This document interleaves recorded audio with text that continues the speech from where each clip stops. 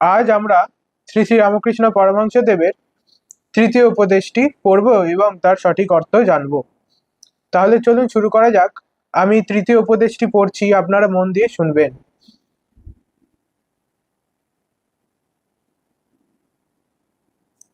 শ্রী শ্রী রামকৃষ্ণ দেব বলছেন, জ্ঞান পুরুষ, ভক্তি স্ত্রীলোক।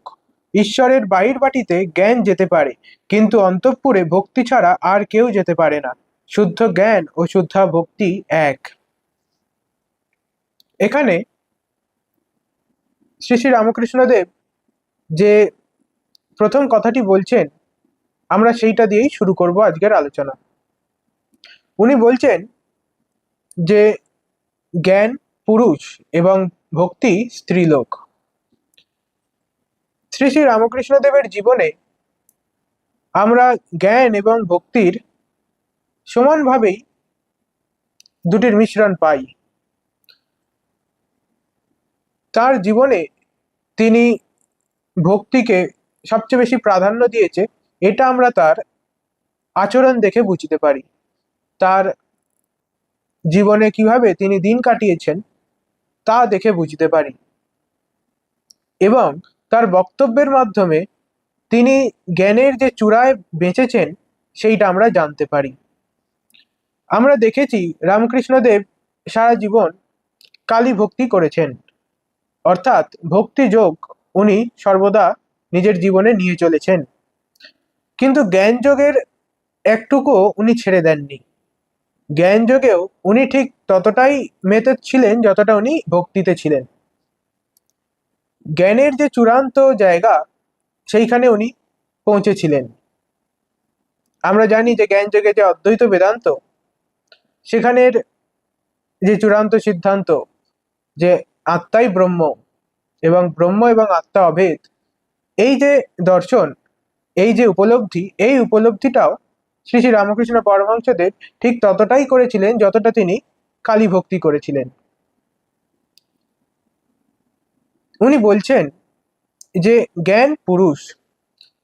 কেন উনি জ্ঞানকে পুরুষের সঙ্গে তুলনা করছেন এবং ভক্তিকে স্ত্রী লোকের সঙ্গে তুলনা করছেন? আমরা জানি যে পুরুষের সঙ্গে এক প্রকার তেজ জড়িত এবং স্ত্রী লোকের সঙ্গে নম্রতা এবং খুব সহজেই কোনো কিছুর প্রতি সমর্পণ করে দেওয়ার যে ভাব, সেটা আমরা স্ত্রী লোকের থেকে পাই। এবং পুরুষের থেকে আমরা যেটা পাই সেটা হচ্ছে ধার, সেটা হচ্ছে সাহস, বিবেক। যে কোনো জিনিসকে খুব বিচার বিবেক করা, প্রচণ্ডভাবে সেইটার সমস্ত দিককে বিশ্লেষণ করে তার চূড়ান্ত জায়গায় পৌঁছানো, এই যে বিচার বিবেকের ধার, এই যে বুদ্ধির তেজ, এই বিষয়টাই আমরা পুরুষের মধ্যে দেখতে পাই। অর্থাৎ পুরুষ বলতে সেই তেজকেই বোঝানো হয়েছে, এবং স্ত্রীলোক বলতে বোঝানো হয়েছে যে নম্রতা, বোঝানো হয়েছে যে সমর্পণ, ভালোবাসা, প্রেম ইত্যাদি উনি বুঝিয়েছেন। জ্ঞান পুরুষ এবং ভক্তি স্ত্রীলোক, এই বিষয়টি আমি একটু উদাহরণ দিয়ে আপনাদের বোঝাতে চাই। আমরা রামায়ণে দেখেছি হনুমানজি যখন লঙ্কার দিকে এগোচ্ছিলেন, সমুদ্র পার করছিলেন, সেই সময় সুরসা রাক্ষসী নামের এক রাক্ষসীর সামনে উনি পড়েছিলেন। যখন তিনি তার মুখোমুখি হন, সুরসা রাক্ষসী তাকে বলে যে যদি তোমাকে লঙ্কার দিকে এগোতে হয় তাহলে তোমাকে আমার মুখের মধ্যে দিয়ে এগোতে হবে, অর্থাৎ আমাকে তাকে ফেস করতে হবে, আদারওয়াইজ সে লঙ্কায় এগোতে পারবে না। তো হনুমানজি কি করেছিলেন সেই সময়? আমরা জানি যে সুরসা রাক্ষসী তার মুখকে অনেক বড় করে দিয়েছিল, এবং হনুমানজিও কিন্তু আকারে অনেক বড় হয়ে গিয়েছিলেন সেই সময়। অষ্টসিদ্ধি নবনিধির দাতা হনুমানজি, এইটা আমরা জানি। সেই 8টা সিদ্ধির মধ্যেই একটা সিদ্ধি হচ্ছে মহিমা। সেই মহিমা সিদ্ধির দ্বারা তিনি কিন্তু বিরাট আকার ধারণ করেছিলেন, এবং যখন তার থেকেও বিরাট আকারের মুখ সুরসা রাক্ষসী করলো, আরও তার আকার বাড়িয়ে দিল, তখন হনুমানজি খুব চট করে নিজেকে ছোট করে নিলেন আকারে। অষ্টসিদ্ধির আরেকটি যে সিদ্ধি সেটা হচ্ছে অনিমা। তো এই অনিমা সিদ্ধির দ্বারা উনি নিজেকে অনেক ছোট করে দিলেন আকারে, এবং খুব চট করে সুরচা রাক্ষসীর মুখের ভেতর ঢুকে আবার খুব চট করে বেরিয়ে এলেন। এই যে গল্পটা আমি আপনাদের বললাম, এইটা আমাদেরকে জ্ঞান পুরুষ এবং ভক্তি স্ত্রীলোক এই বিষয়টাকে স্পষ্ট করে দেয়। কিভাবে করে দেয়?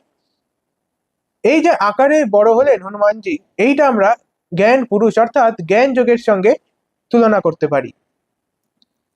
জ্ঞান আমাদের কি করে? আমাদের বিচার বিবেককে অনেক ধার দেয়। তাতে কি হয়?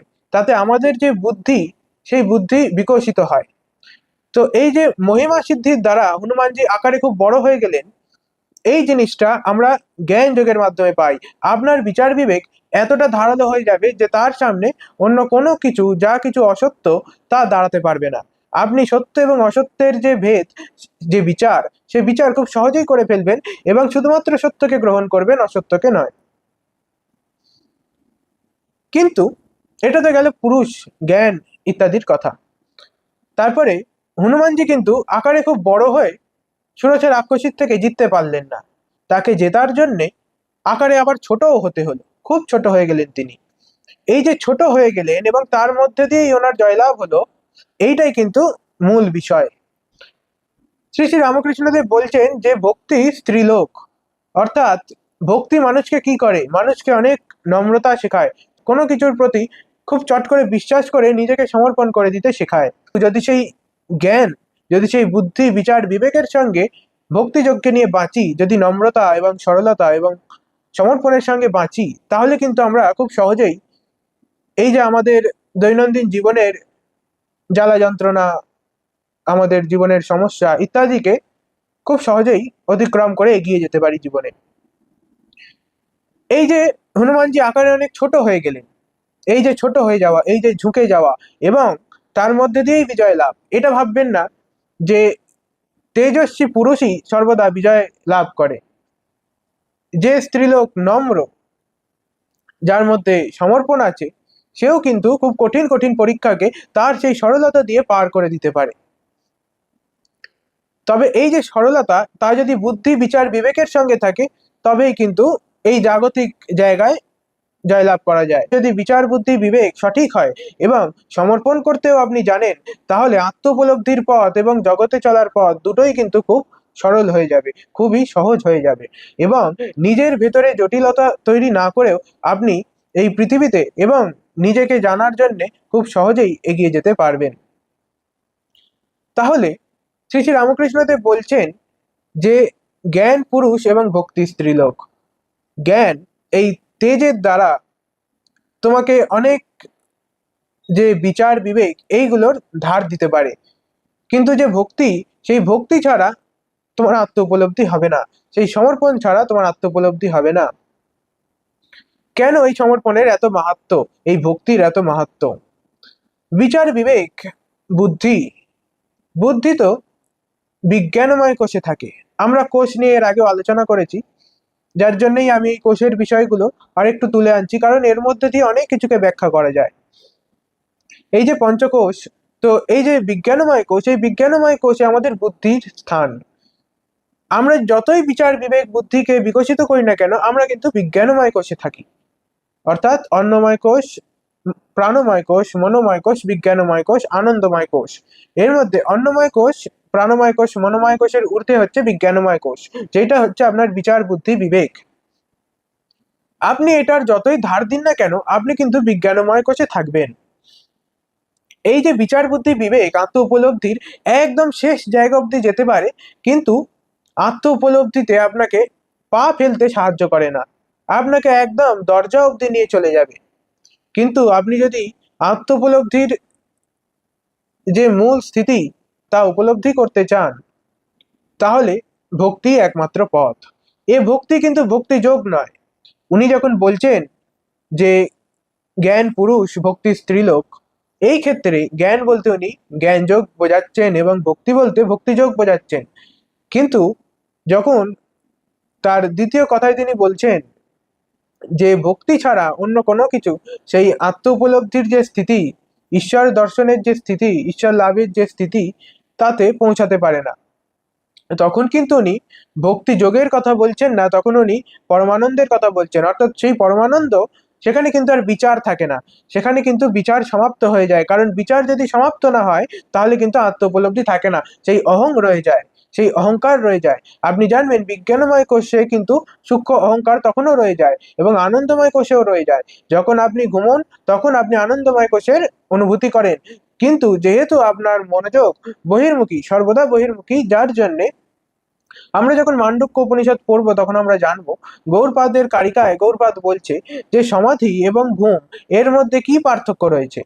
যখন আপনি ঘুমন, গভীর নিদ্রায় থাকেন, তখন কিন্তু আপনি যে আনন্দময় কোষের অনুভূতি করেন সেখানে এক প্রকার অজ্ঞানতা থাকে, সুপ্ত রূপে থাকে, খুবই সূক্ষ্ম রূপে থাকে সেই অজ্ঞানতা।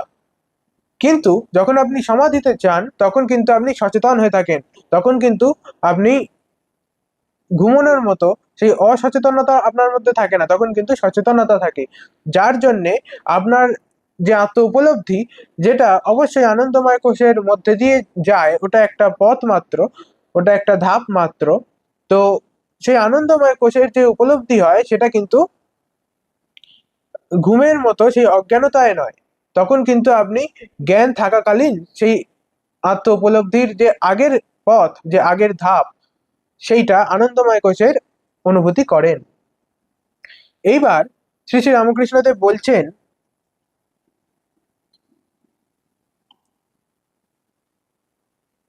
যে ঈশ্বরের বাহির বাটিতে জ্ঞান যেতে পারে, কিন্তু অন্তঃপুরে ভক্তি ছাড়া আর কেউ যেতে পারে না। ঈশ্বরের বাহির বাটি অর্থাৎ ঈশ্বর উপলব্ধি, আত্ম উপলব্ধি, সত্যর দর্শন, কোনোটাই কিন্তু আলাদা নয়। এইগুলো সবই সেই অদ্বৈত অনুভূতির কথা বলা হচ্ছে, সবই ব্রহ্ম লাভের কথা বলা হচ্ছে। এই যে অদ্বৈত অনুভূতি, যা এক পলও সময় লাগে না, সেই যে অনুভূতি, সেই অনুভূতির যে মূল সার কথা তা এতে বলা রয়েছে। তা হচ্ছে ঈশ্বর দর্শন আপনি বলতে পারেন, বা আত্ম উপলব্ধি বলতে পারেন, বা সত্য কি তার যে জ্ঞান, যে আত্মজ্ঞান, যে তত্ত্বজ্ঞান, সেই জিনিসটা আপনার কাছে খুব স্পষ্ট হয়ে যায়। সেই যে উপলব্ধি, সেই উপলব্ধির যে সার কথা, যে বিচার সেখানে প্রবেশ করতে পারে না। বাহির বাটি অব্দি জ্ঞানযোগ যায়। বাহির বাটি অর্থাৎ ঠিক ঈশ্বর দর্শনের আগের ধাপ। আগের ধাপ কি? এই যে বিচার বিবেক, যে বিচার বিবেকের মাধ্যম দিয়ে আপনি জানছেন যে যা কিছু আপনার দর্শনে এলো এতক্ষণ, যা কিছু দৃশ্য ছিল, সেই সমস্ত কিছু অনিত্য, এবং যে এর দ্রষ্টা সে নিত্য।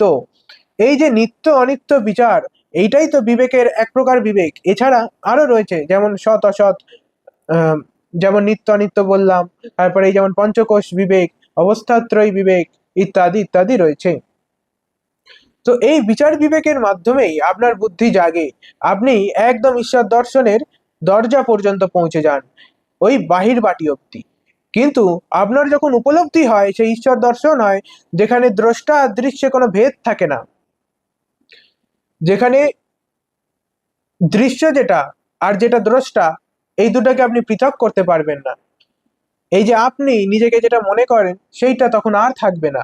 যেটা সত্য, যেটা প্রকৃত আপনি, যেটা ঈশ্বর স্বয়ং, যেটা অস্তিত্ব স্বয়ং, যেটা সত্য, সেই বিষয়টাই কিন্তু আপনার কাছে খুব স্পষ্ট হয়ে যাবে, তারই উপলব্ধি আপনার হবে। তো ওই যে স্থিতি, সেই স্থিতির একদম বাহির বাটি অর্থাৎ তার উপলব্ধির ঠিক আগের মুহূর্ত অবধি আপনার জ্ঞানের প্রয়োজন পড়বে। কারণ বিচার বিবেক ছাড়া আপনি নিত্য কোনটা আর অনিত্য কোনটা, সৎ কোনটা আর অসৎ কোনটা, এই দুটোর ভেদ করতে পারবেন না, এর বিচার করতে পারবেন না।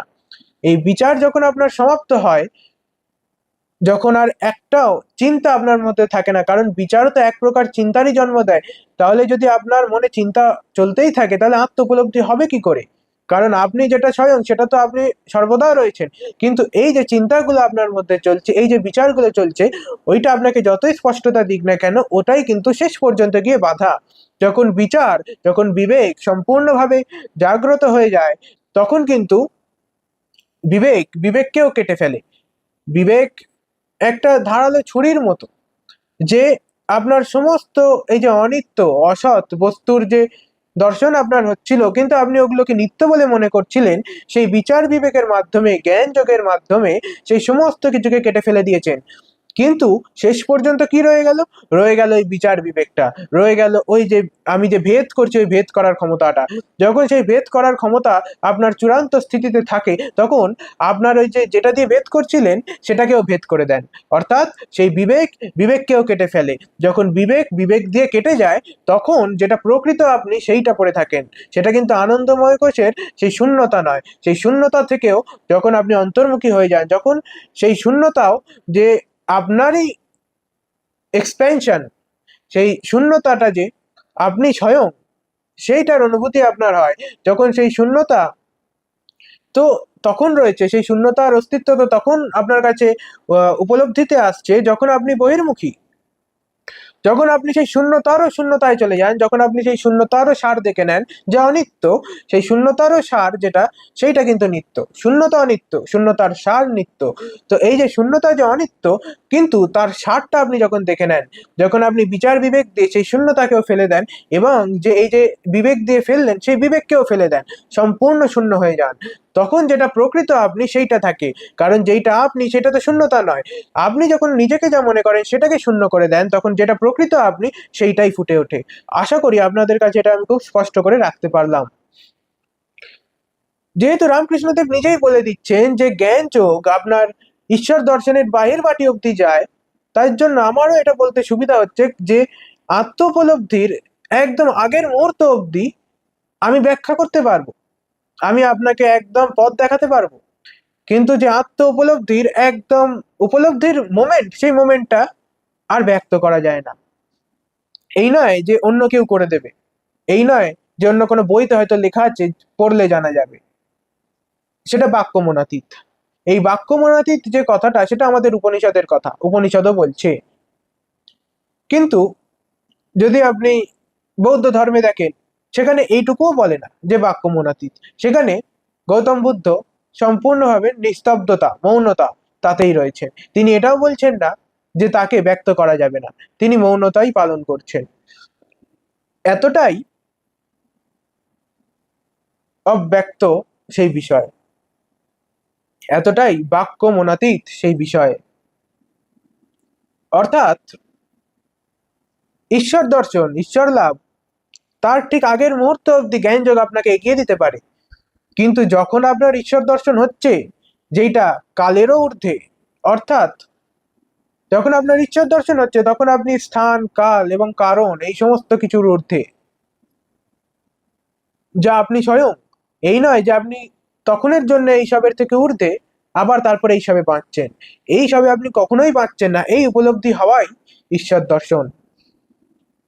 অর্থাৎ এই যে স্থান, কাল, কারণ এর ঊর্ধ্বে আপনি আছেন, তার যে অনুভূতি, তার অনুভূতি পরমানন্দ, সচ্চিদানন্দ। তার অনুভূতিতে বিচার বিবেকের আর প্রয়োজন পড়ে না। বিচার বিবেক কি করে? কেটে বাদ দেয়। কিন্তু যে পূর্ণতার অনুভূতি হচ্ছে, তা তো সমস্ত কিছুকে পরিব্যাপ্ত করে রয়েছে অবশ্যই, কিন্তু তাকে ছাড়া আর অন্য কোন জিনিসটাকে সে পরিব্যাপ্ত করে রয়েছে? কারণ সে ছাড়া তো আর অন্য কোনো কিছু নেই। এই যে অন্য কোনো কিছু নেই, অর্থাৎ বিচার বিবেকের আর প্রয়োজন নেই, অদ্বৈতই রয়ে গেছে। দেখুন, একটা গল্পের মধ্যে দিয়ে আমি আপনাকে আবারও এটা বোঝাচ্ছি। এক সন্ন্যাসী একটা বাড়িতে গেছে। সেই বাড়িতে একটা ছোট্ট মেয়ে থাকে। মেয়েটার বয়স কম, এবং সেই সন্ন্যাসীকে কিছু খাবার দেওয়ার জন্যে, কিছু অন্ন ভিক্ষা দেওয়ার জন্যে, সেই মেয়েটি, যেহেতু বাড়িতে সে একাই রয়েছে, তার বাড়িতে আর কেউ নেই, তো সে নিজেই একটু তার জন্য খাবার বানাচ্ছে, যাতে সে সন্ন্যাসীকে খেতে দিতে পারে। তো সে যখন খাবার বানাচ্ছে, সে খেয়াল করলো যে তার হাতে যে চুড়িগুলো ছিল, সেই চুড়িগুলো আওয়াজ করছে। যেহেতু সে হাত নেড়ে কাজ করছে, তো সে তার হাতের ব্যবহার করে কাজ করছে, তো সেই চুড়িগুলো নড়ছে এবং সেই চুড়িগুলো আওয়াজ করছে। সেই মেয়েটা দেখলো যে সন্ন্যাসী চুপচাপ বসে ধ্যান করছে। তো তখন তার মনে হলো যে এই যে আমার চুড়িতে আওয়াজ হচ্ছে, এটা নিশ্চয়ই তার খুব অসুবিধা হচ্ছে ধ্যানে। সে কি করলো, একটা একটা করে চুড়ি খুলে রাখতে রাখতে দেখলো যে আওয়াজ তখনও হচ্ছে। সে যতই, তার হাতে অনেকগুলো চুড়ি ছিল, সে যতই খুলে রাখলো দেখছে তাও আওয়াজ হচ্ছে। যখন দুটো চুড়ি পড়ে থাকলো হাতে, তখন দেখছে তখনও আওয়াজ হচ্ছে, কমে গেছে আওয়াজটা অনেক কিন্তু তাও হচ্ছে। সে যখন আরো একটা খুলে রেখে দিল, তখন দেখলো হাতে একটাই চুড়ি আছে, তখন দেখলো আর আওয়াজ হচ্ছে না। এই যে উদাহরণ, এই উদাহরণের মধ্যে দিয়ে আমি আপনাকে এটাই বোঝালাম যে এই যে দুটো চুড়ি ছিল সেখানেও আওয়াজ হচ্ছিল, কিন্তু যখন আর দুটো রইল না, যখন সত্য আর অসত্য মিলিত হয়ে থাকে না, যখন দুধ আর জল মিলিত হয়ে থাকে না, যখন খাঁটি দুধটাই থাকে, যখন শুধুমাত্র সত্যটাই থাকে, তখন আর কেটে ফেলার দরকার হয় না। তখন আর সেই সত্যটাকেও খুলে রেখে দেওয়ার দরকার হয় না, সেই একটা চুরির মতো যেটা তার হাতে ছিল এবং আওয়াজ করছিল না। যদি এই জিনিসটা আপনি বুঝতে পারেন, তাহলে আপনার কাছে এটা খুব স্পষ্ট হবে যে বিচার বিবেকের আর প্রয়োজন হয় না যখন সেই আত্ম উপলব্ধির স্থিতিতে আপনি থাকেন। জ্ঞানযোগ ঠিক সেই নিস্তব্ধতা, সেই মৌনতার আগের ধাপ অব্দি, যখন সেই দ্বৈততা রয়ে গেছে, তখন সেই অসত্যটাকে কেটে ফেলার কাজ করে জ্ঞানযোগ। যখন কাটা হয়ে গেছে, তখন যে অদ্বৈত অনুভূতি, যে অদ্বৈত উপলব্ধি, সেখানে আর জ্ঞানযোগের কোনো প্রয়োজন নেই। তখন তো আপনি পরম জ্ঞানে রয়েছেন, যে পরম জ্ঞান অব্যক্ত, যে পরম জ্ঞানে আর বিচার বিবেকের প্রয়োজন নেই।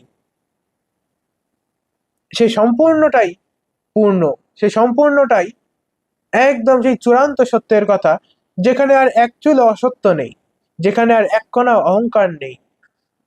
এই বিষয়টা যত আপনার কাছে স্পষ্ট, আপনি তত জ্ঞানযোগকে সঠিকভাবে বুঝতে পারবেন।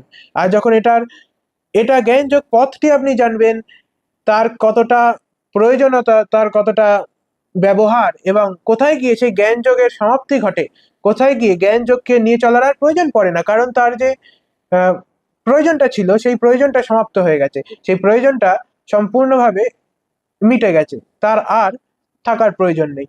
তো বিবেক বিবেককেও কেটে ফেলে। এই জিনিসটা যখন আপনার স্পষ্ট হয়ে গেল, তখন আর আমাকে বোঝাতে হবে না যে আত্ম উপলব্ধির ঠিক আগের ধাপটা কোনটা। ঠিক আগের ধাপ অব্দি আপনি পৌঁছেই গেছেন। আপনি যতটা মননশীল হবেন, যতটা সচেতন থাকবেন, আমার কথাগুলোকে যত গুরুত্ব দিয়ে শুনবেন, তত কিন্তু এই মুহূর্তেই আপনি আত্ম উপলব্ধির দিকে এগিয়ে যাবেন। আমি কিন্তু পথ দিতে দিতেই এগোচ্ছি। আপনি যত সচেতন, আপনি তত নিজের জীবন দিয়ে সেটা দেখতে পাবেন, এবং উপলব্ধির দিকে, আত্ম উপলব্ধির দিকে, সত্য দর্শনের দিকে, ঈশ্বর দর্শনের দিকে আরো এগিয়ে যাবেন। তাহলে জ্ঞান যোগ যখন আপনি সম্পূর্ণ বুঝে গেলেন, এবার একটু ভক্তিযোগ নিয়ে আলোচনা হোক। ভক্তিযোগ কি? ভক্তিযোগ আপনাকে সমর্পণ করতে শেখায়। ভক্তিযোগ আপনাকে সেই যে অদ্বৈত সত্য, তার সামনে সম্পূর্ণভাবে শূন্য হয়ে যেতে শেখায়। যদি আপনি ভক্তিযোগকে এরকম মনে করেন যে ঈশ্বর বিরাট, ঈশ্বরের মহিমা অনেক, ঈশ্বর তো অকল্পনীয়, ঈশ্বরের তো কথা ব্যক্তই করা যায় না, এবং আমি তো তার দাস, ঈশ্বর অনেক গুণকে ধরে রেখেছে, তার অনেক গুণ, সমস্ত ক্রিয়াকলাপ সেই করছে, যা অবশ্যই সত্য। কিন্তু যদি আপনি নিজেকে তার দাস মনে করেন, তাহলে কিন্তু আপনি চূড়ান্ত জায়গায় বাঁচছেন না। কেন বাঁচছেন না? রামকৃষ্ণদেব তার আরেকটা কথায় বলছেন যে কাঁচা আমি আর পাকা আমি। উনি বলছেন যে যারা সেই অদ্বৈত সত্যে বাঁচতে পারছে না, যাদের মধ্যে অহং একটু হলেও রয়ে গেছে, যাদের মধ্যে আমিত্ব একটু হলেও রয়ে গেছে, যাদের কাছ থেকে আমিত্ব সম্পূর্ণভাবে যাচ্ছে না, কিন্তু তারাও আত্ম উপলব্ধি করতে চাইছেন, তারাও ঈশ্বর দর্শন করতে চাইছেন, তাদের জন্য উনি বলছেন, যদি তোমার আমিত্ব সম্পূর্ণভাবে নাও চলে যায়, তাহলে তুমি রাখো সেই আমিত্বকে, কিন্তু কিভাবে? দাস রূপে। অর্থাৎ যদি আপনি বলেন আমার টাকা, আমার বাড়ি, আমার গাড়ি, তাহলে এটা হচ্ছে কাঁচা আমি, যেখানে আপনি নিজেকে এই সমস্ত মেটেরিয়ালিস্টিক জিনিসগুলো, সমস্ত বস্তুর সঙ্গে মিশিয়ে ফেলেছেন, যেখানে আপনি আসক্তিতে বাঁচছেন, যেখানে আপনার ইচ্ছা আপনাকে বেঁধে রেখেছে। এই ইচ্ছার থেকে মুক্ত হওয়া, নিজেকে সমর্পণ করে দেওয়া। দেখুন, যদি আপনি বেঁচে থাকেন, অর্থাৎ আমিত্ব বেঁচে থাকে, আপনার এই আমিত্বটা রয়ে যায়, তাহলে কিন্তু আত্ম উপলব্ধি হবে না। এ কথা আমরা শ্রী শ্রী রামকৃষ্ণ দেবের প্রথম উপদেশে জেনেছি। তো আমিত্ব যখন আর থাকে না তখন আত্ম উপলব্ধি হয়, তখন ঈশ্বর দর্শন হয়। কারণ ঈশ্বর তো সর্বদা রয়েছে, কিন্তু আপনার আমিত্বর এই অহংয়ে সেই ঈশ্বর ঢাকা পড়ে গেছে। এইটাই হচ্ছে আপনার অজ্ঞানতা। যখন এই অহং থাকবে না, এই আমিত্ব থাকবে না, তখন ঈশ্বর যে সর্বদা প্রকট হয়েই রয়েছে আপনার কাছে আরো প্রকট হয়ে যাবে। তখন আপনি নিজে কে সেটা সত্য চিনবেন, সেটা সত্যি করে আপনি জানবেন, তার উপলব্ধি আপনার হবে।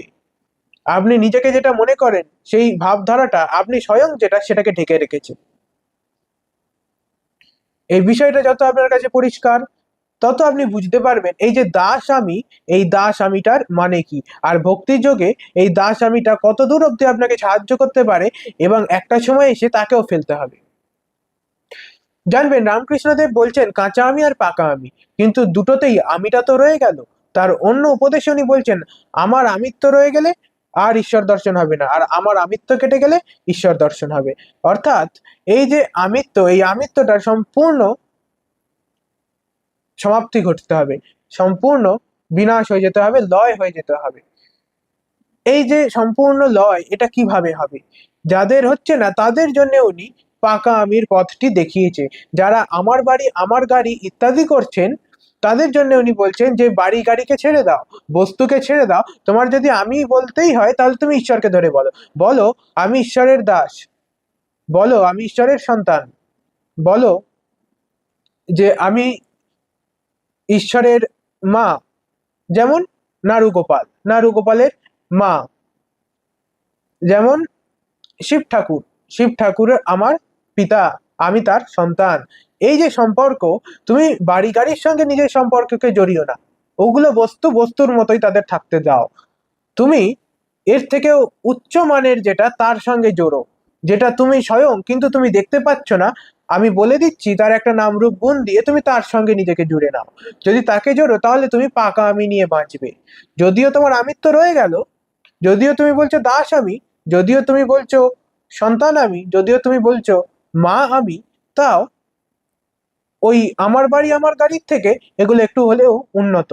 তাই জন্যে এই দাস আমি, তাই জন্যেই এই পাকা আমি। কিন্তু মানুষজন ভক্তিযোগে সেই পাকা আমিতে গিয়ে কিন্তু আটকে যায়, মনে করে যে ওতেই বুঝি আমার ভক্তি হচ্ছে, ঈশ্বরের সঙ্গে নিজের যে একটা সম্পর্ক স্থাপন করেছি ওতেই বুঝি ভক্তি হচ্ছে। কিন্তু খুব মনোযোগ দিয়ে দেখুন আপনি কি দুঃসাহসটি করছেন। আপনি এই দুঃসাহসটি করছেন যে ঈশ্বরও আছে আমিও আছি। এই দুঃসাহস আপনি কি করে করতে পারেন যদি আপনার সম্পূর্ণ বোধ জেগে যায়? আপনি ঈশ্বরের পাশে নিজেকে কিভাবে দাঁড় করাতে পারেন? এই যে আপনার তাকে ছাড়া অন্য কোনো অস্তিত্ব নেই, এইটা দেখুন। যদি আপনি এইটা দেখতে পারেন তাহলে আপনার যে পাকা আমি, যেটা সূক্ষ্ম আমি, যেই আমিত্বটা একটু হলেও রয়ে গেছে, যে অহংকারটা একটু হলেও রয়ে গেছে, সেইটার লয় ঘটবে। এই জিনিসটা যদি আপনার কাছে খুব স্পষ্ট হয়ে যায়, তাহলে ভক্তিযোগের চূড়ান্ত জায়গায় পৌঁছানোর জন্য আপনি নিজেকে সম্পূর্ণভাবে তৈরি করে নেবেন। ভক্তিযোগের চূড়ান্ত জায়গায় মানুষ সচরাচর পৌঁছাতে পারে না, যদিও এটা খুব সহজ পথ, তাও এটা খুব কঠিন পথ। কেন কঠিন পথ? কারণ মানুষের মধ্যে সম্পূর্ণ সমর্পণ আসে না, মানুষের মধ্যে সম্পূর্ণ নিজেকে ঈশ্বরের চরণে দিয়ে দেওয়ার এতটা সমর্পণ আসে না।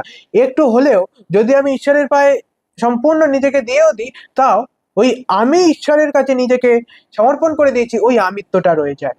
যখন আর ওইটুকু আমিত্ব থাকবে না যে আমি সমর্পণ করলাম, তখন হচ্ছে প্রকৃত সমর্পণ, তখন হচ্ছে ঈশ্বর দর্শন।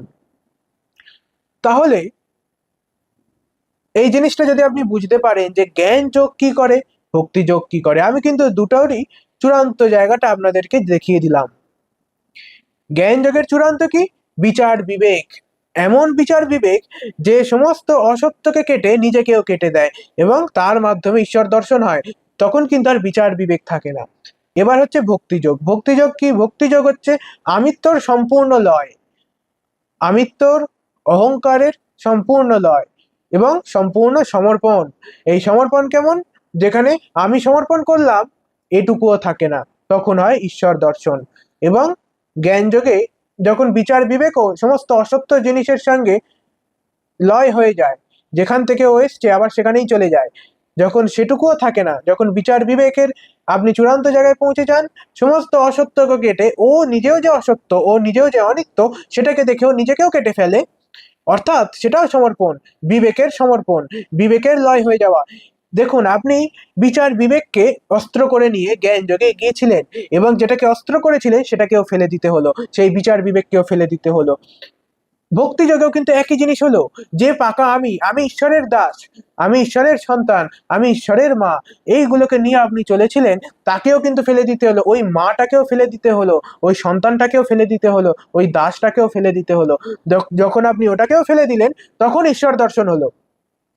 আপনি দাস রূপে বাঁচবেন কি করে? কারণ এই যে আপনার অস্তিত্ব, সেই অস্তিত্ব তো ঈশ্বর স্বয়ং। তাহলে আপনার অস্তিত্ব আপনি ভিন্ন করে দেখছেন কি করে? ওই ভিন্নটাই তো জ্ঞান দৃষ্টি নয়, ওই ভিন্নটাই তো ঈশ্বর দর্শন নয়। ওই ভিন্নতার জন্যই তো আপনি যাকেই আরাধনা করেন, কৃষ্ণকে করেন, কৃষ্ণর দর্শন হচ্ছে না, কালীকে করেন, কালীর দর্শন হচ্ছে না, শিবকে করেন, শিবের দর্শন হচ্ছে না। কারণ কালী, শিব, কৃষ্ণ এগুলো আপনার সব মনে হয়ে রয়েছে, এইগুলোও মনে হয়ে রয়েছে। এবং আমি কৃষ্ণর দাস, আমি শিবের দাস, আমি শিবের সন্তান, আমি কালীর সন্তান, এইগুলো হয়ে রয়েছে। এই দুটোই পড়ে যাবে। আমি কৃষ্ণর দাস, আমি শিবের সন্তান, আমি কালীর সন্তান, এই সন্তানও পড়ে যাবে।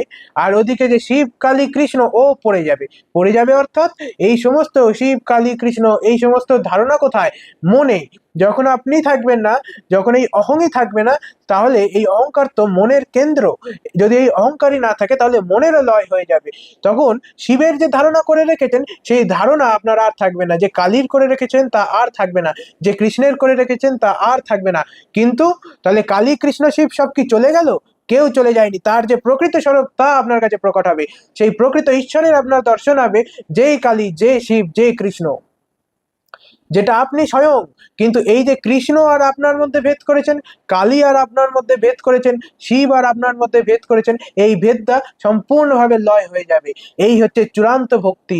অর্থাৎ সেই ঈশ্বর দর্শনে ভক্তি একমাত্র পৌঁছাতে পারে।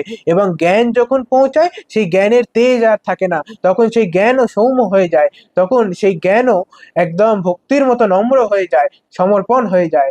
এই যে পরমানন্দ, এই যে অনুভূতি, এই অনুভূতি চূড়ান্ত অনুভূতি। এই অনুভূতির কথাই শ্রী শ্রী রামকৃষ্ণদেব এখানে বলছেন।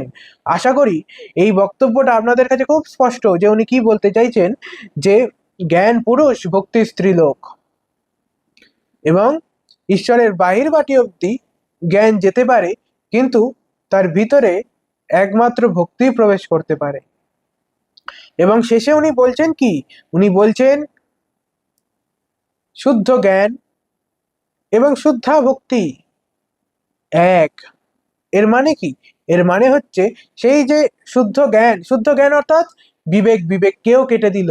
অর্থাৎ বিবেকের অহং, বিবেক কেটে দিল। বিবেক নিজেকে যে রেখেছিল আমিত্ব করে, আমি করে, তাকেও কেটে ফেললো। এবং জ্ঞান, ওই যে আমি সমর্পণ করে দিয়েছি, এই দাস আমি, এই সন্তান আমি, এই মা আমি, এই যে আমিত্বটা রেখেছিল, ওটাকেও কেটে ফেললো। ওই যে আইডেন্টিটি গুলো রেখেছিল, ওই যে নিজেকে যেভাবে ডাকছিল যে আমি দাস, সেটাও কেটে ফেললো। যখন এই দাসও কাটা হয়ে যায়, আর ওদিকে আপনার ওই বিচার বিবেকটাও কেটে যায়, কারণ ও নিজেকেও অনিত্য দেখে এবং নিজেকেও কেটে ফেলে। এবং এখানে আপনার এই যে সূক্ষ্ম আমিত্ব, এই যে পাকা আমি, এটাও কেটে যায়। তখন এই দুটোই সম্পূর্ণভাবে লয় হয়ে যায়। এবং শুদ্ধ জ্ঞান এবং শুদ্ধা ভক্তি, এই দুটো অভেদ, এই দুটো এক। শুদ্ধ জ্ঞান দিয়েও আপনি যেখানে যান, শুদ্ধা ভক্তি দিয়েও সেখানে যান। শুদ্ধ জ্ঞান বাইরে অব্দি আপনাকে নিয়ে যেতে যেতে একদম নিজেকেও সম্পূর্ণভাবে লয় করে দেয়, এবং শুধুমাত্র শুদ্ধই পড়ে থাকে। এবং শুদ্ধা ভক্তিতে, ভক্তি যার প্রতি করা হচ্ছে এবং যে ভক্তি করছে, এই দুটো যে অভেদ তার দর্শন হয়ে যায়। আমি ভক্তি করছি, এইটুকু অহংটাও থাকে না, এইটুকু যে আমিত্ব সেটাও থাকে না। এবং এই যে বিচার করছি, এই যে বিচারটা বুঝি এই সমস্ত কিছুর থেকে শ্রেষ্ঠ, কারণ এই সমস্ত কিছুর থেকে আমাকে মুক্তি দিচ্ছে, এই সমস্ত কিছু যে অনিত্য, অসত্য, সেটা দেখাচ্ছে, শুধুমাত্র সেটা থাকে না, এমনকি সেই বিচারটা যে পর্যন্ত অনিত্য এবং অসত্য সেটা দেখে ওকেও কাটা হয়ে যায়, ওটা হচ্ছে শুদ্ধ জ্ঞান। এবং এই যে সূক্ষ্ম আমি, যেটা দাস আমি, যেটার দাস আমিত্ব, যেটা সন্তান আমি, যেটা মা আমি, এইগুলো কেটে যায়, যখন সেইটুকু আমিত্বটাও থাকে না, তখন হচ্ছে শুদ্ধা ভক্তি। তাহলে শুদ্ধ জ্ঞান এবং শুদ্ধা ভক্তি এক, অদ্বৈত। কারণ ওই অনুভূতি আর দুটো আর ভেদ করা যায় না, কারণ সেটা পূর্ণতা, সেটা সেই অদ্বৈত ঈশ্বর, সেই যে স্বয়ং আপনি, অস্তিত্ব, সত্য, এইগুলো সব ওই এক অনুভূতির কথা। এইগুলোর মধ্যে কোনো ভেদ নেই, এগুলো শব্দ মাত্র। শব্দের মধ্যে কখনো, এই সমস্ত শব্দে কখনো ভেদ করবেন না। এই সমস্ত শব্দে ভেদ করা মানে আপনি নিজেকে শুধুমাত্র সে একটা ইন্টেলেকচুয়াল ফিল্ডের মধ্যে আটকে দেবেন। ওইগুলোকে খালি বোঝার চেষ্টা করবেন, কিন্তু একটার উপলব্ধি হবে না। একটার উপলব্ধি হওয়া মানে সবের উপলব্ধি হওয়া। যেইটা আপনাকে ভেতর থেকে বেশি টানছে তার খোঁজে বেরিয়ে যান। যদি ঈশ্বর টানে তাহলে ঈশ্বরের খোঁজে, যদি আমিকে, এই প্রশ্ন টানে তাহলে সেই আমিকের খোঁজে, বা যদি সত্য কি তার উপলব্ধি আমার কি করে হবে, তা আমি কি করে জানবো, এইটা যদি আপনার খোঁজ হয়ে থাকে তাহলে সেই খোঁজে বেরিয়ে যান। কিন্তু এর মধ্যে ভেদ করবেন না। এর মধ্যে ভেদ করা হচ্ছে চূড়ান্ত অজ্ঞানতা। এর মধ্যে যে ভেদ করছে সে কখনোই নিজেকে জানতে পারবে না, কারণ সে সমস্ত সময়টাই ওই বিজ্ঞানময় কোষে আর মনোময় কোষে কাটিয়ে দেবে। এইগুলোর ঊর্ধ্বে যেতে হবে, এইগুলো যে অনিত্য তা দেখতে দেখতে এগোতে হবে। আপনার যেটাই পথ হোক না কেন, জ্ঞানযোগ হোক, ভক্তিযোগ হোক, দুটোই দুটোই কিন্তু সেরা, দুটোই কিন্তু শ্রেষ্ঠ। কোনোটাকে ফেলে দেওয়ার বিষয় না। যেইটা আপনার সংস্কার অনুযায়ী আসছে, যেইটা আপনি জন্ম জন্মান্তর ধরে নিজের সংস্কারে নিয়ে এসছেন, সেইটাই কিন্তু আপনাকে টানবে। এবং এই দুটোর মধ্যে বিচার করা মানে নিজেকে সত্য উপলব্ধির থেকে, ঈশ্বর দর্শনের থেকে, আত্ম উপলব্ধির থেকে নিজেকে বিরত রাখা, নিজেকে সরিয়ে রাখা, এবং নিজেকে শুধুমাত্র এই সমস্ত যে ধার্মিক বিষয়, যে তর্কের বিষয়, তার মধ্যে নিজেকে ব্যস্ত করে রাখা। এই সমস্ত কিছুর ঊর্ধ্বে উঠুন এবং নিজে যে আপনি কে, যে ঈশ্বরকে বা যে সত্য কি, তার উপলব্ধিতে অগ্রসর হন। আপনি নিজের মুক্তির জন্যে, নিজের এই উন্নতির জন্যে কি করবেন, কি করবেন সেইটা হচ্ছে যে নিজের যে খোঁজ, সেই দিকে এগিয়ে যাওয়া। কোনো রকম এই জ্ঞান যোগ ভালো না, ভক্তিযোগ ভালো না, রাজযোগ ভালো না, কর্মযোগ ভালো, কোনটা শ্রেষ্ঠ এইটার বিচার না করা, কারণ এই সবগুলোই শ্রেষ্ঠ। এগুলো বিভিন্ন রকমের যে মানুষ রয়েছেন, বিভিন্ন প্রকার যে তাদের সংস্কার, তাদের এক একজনের জন্য এক একটি, প্রত্যেকটাই সেই আত্ম উপলব্ধির চূড়ান্ত জায়গা অব্দি নিয়ে যেতে সক্ষম। এই জিনিসটা আশা করি আপনার কাছে খুব স্পষ্ট। এবং এইটাও আপনি জেনে রাখবেন যে এই যে জ্ঞান যোগ, ভক্তিযোগ, রাজযোগ, কর্মযোগ, এইগুলো শুধুমাত্র মার্গ, শুধুমাত্র পথ। এইগুলো কিন্তু আপনার জীবনের লক্ষ্য নয়। যদি কেউ বলে যে আমি ভক্তি করি, সেটাই আমার লক্ষ্য, সেইটাই আমি একমাত্র আমার সাধনা এবং লক্ষ্য, তা কিন্তু সঠিক কখনো হতে পারে না। অবশ্যই ভক্তিটার মাধ্যম দিয়ে আপনি আপনার সাধনা করছেন, কিন্তু ভক্তিটাই যে আপনার পাওয়ার বিষয়, ভক্তিটার জন্যই যে আপনি আধ্যাত্মিকতায় এসেছেন তা কিন্তু নয়। আধ্যাত্মিকতায় আপনি এসেছেন ঈশ্বর দর্শনের জন্য, কিন্তু ভক্তিটা হচ্ছে মার্গ, ভক্তিটা হচ্ছে পথ। এই বিষয়টা যদি আপনার কাছে স্পষ্ট হয়, তাহলে দেখবেন ওই যে ধরনের ইন্টারপ্রিটেশন আমরা সচরাচর দেখতে পাই, যে আমি ভক্তি করছি আর ওটাই আমার মূল বিষয় আধ্যাত্মিকতার, সেই যে জাল, সেই জালে আপনি পড়বেন না। এই যে সারা জীবন পুঁথি পড়ে যাচ্ছি আর জ্ঞান অর্জন করছি আর মনে করছি আমার এইভাবেই ব্রহ্ম কি তা জানা হয়ে যাবে, ব্রহ্ম দর্শন হয়ে যাবে, ব্রহ্ম অনুভূতি হয়ে যাবে, তাহলে কিন্তু তা কখনোই সম্ভব নয়। কারণ ওই যে পুঁথি পড়ছেন, তার মাধ্যমে বিচার বিবেকের জাগরণ ঘটাচ্ছেন, এবং আপনার যে পথ, আপনার যে ব্রহ্ম উপলব্ধি হবে, ব্রহ্ম দর্শন হবে, ব্রহ্ম অনুভূতি হবে, এই যে আয়াম আত্মা ব্রহ্ম, অহং ব্রহ্মাস্মি, এই সমস্ত যে উপলব্ধি, এগুলো তো উপলব্ধি, এগুলো তো মহাবাক্যের মধ্যে শুধু পড়লে হবে না, তার ব্যাখ্যা জানলে হবে না, তার উপলব্ধিটা থাকতে হবে। যখন এই যে অহং ব্রহ্মাস্মি, যখন অহংও থাকবে না, তখন এই যে ব্রহ্ম তার দর্শন হবে, তখন প্রকৃত যে অহং, অর্থাৎ যে আমি, সেই আমির দর্শন হবে। অহং বলতে এখানে অহংকারের কথা বলা হচ্ছে না, এখানে বলা হচ্ছে যে প্রকৃত আমি যেটা, সেইটার কথা বলা হচ্ছে। তো জ্ঞান যোগেও এই, ভক্তি যোগেও এই, আপনি কিভাবে এগোবেন সেইটা কিন্তু সম্পূর্ণ আপনার কেমন সংস্কার, কোন দিকে আপনার এগোলে সাফল্য নিশ্চিত, সেইটা ধরেই আপনার মার্গের বিচার করতে হবে, যা আপনি নিজেও করতে পারেন যদি আপনি নিজের প্রতি খুব সচেতন হন।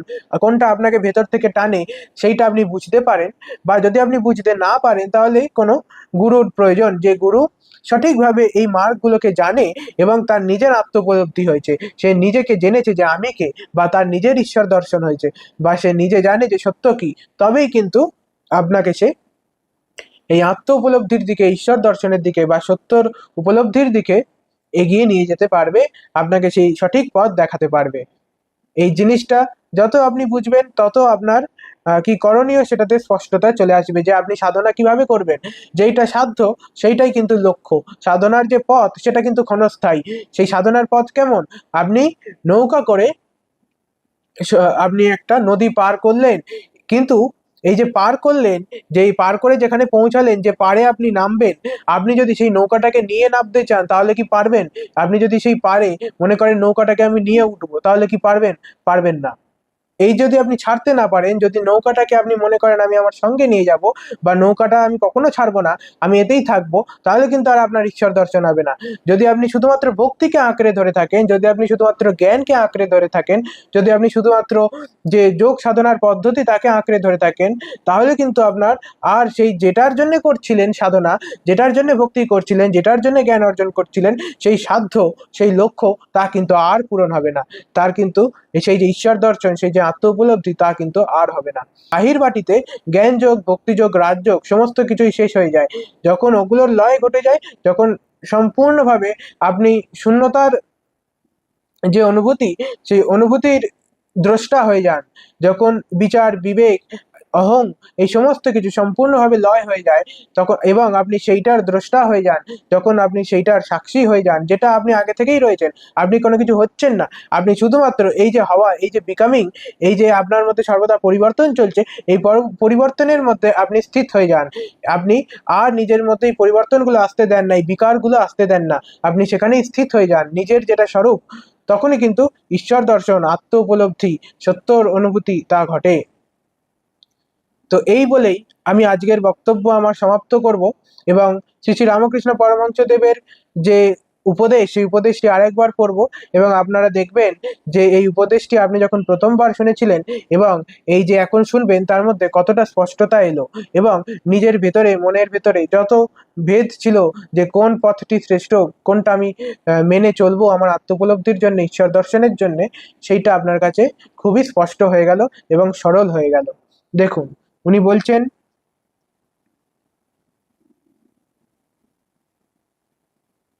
জ্ঞান পুরুষ, ভক্তি স্ত্রীলোক। ঈশ্বরের বাহির বাটিতে জ্ঞান যেতে পারে, কিন্তু অন্তঃপুরে ভক্তি ছাড়া আর কেউ যেতে পারে না। শুদ্ধ জ্ঞান ও শুদ্ধা ভক্তি এক। আশা করি আপনাদের কাছে খুব ক্লিয়ার এই উপদেশটি, এবং আপনারা সঠিক পথ পেয়ে গেছেন এই উপদেশটির সঠিক ব্যাখ্যা জেনে।